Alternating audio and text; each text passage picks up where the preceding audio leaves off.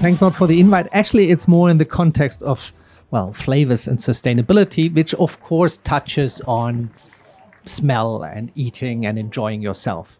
So the main issue when it comes to flavors and sustainability is that everybody has a funny understanding or different individual understanding of what sustainability means for them or their association or their group, right? So we are 2,500 trade associations in Brussels. Okay, we are one of them. And as you can see, there's an association for everything, so also for flavors.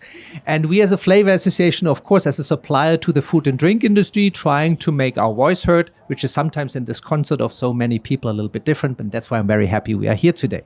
So sustainability for us, I think the interesting part was that we started with basically taking stock of what the industry is already doing. And I think that's very often forgotten because especially smaller companies, SMEs, do already a lot of stuff. And it was actually the first time, like 5-6 years ago, that it was taken stock, that we looked into what is actually already done, which was completely naturalized as a normal thing to do. Don't forget sustainability, economic, social, and environmental aspects. And therefore, it's not only about working in the most environmental way to produce your products, but it's also a little bit to look after the social environment you're operating in. That's the first step. The other point is, and this is where it's getting interesting, is sustainability from what the policymakers understands, and sustainability what you as an individual understands. And we are in a process at the moment that the policymaker, I don't know if anybody is here from the Commission or the Parliament, that the policymaker actually is becoming a trendsetter for what we eat and drink. So what is happening is the policymaker, the Commission says, we want that the European citizens should eat more healthier, more sustainable, if you want. Okay. So by this, they are setting a European, but maybe in the long run, a global trend of how we should eat and drink, which is on first view, it's interesting. The problem is that you cannot do this in isolation without the consumer. So if you want to do this and if you want this to be successful, you need the consumer, because you're only gonna eat a product once, and if you don't like it, you're not going to buy it again.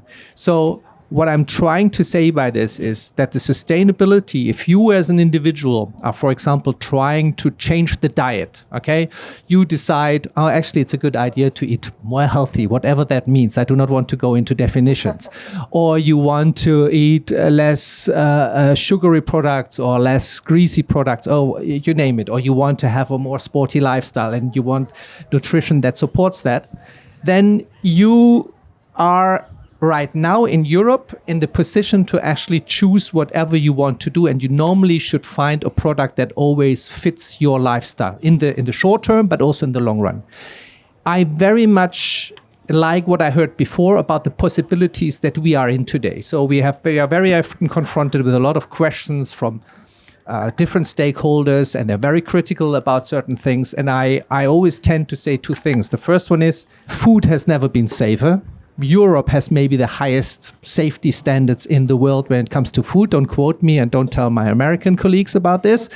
And the third thing is, never have been such a development where the consumer is so empowered that they can actually choose from a wide range of products at every moment and quite in their vicinity whenever they need it. So I think it's a question of mindset. And as we are all sitting here, we are all consumers.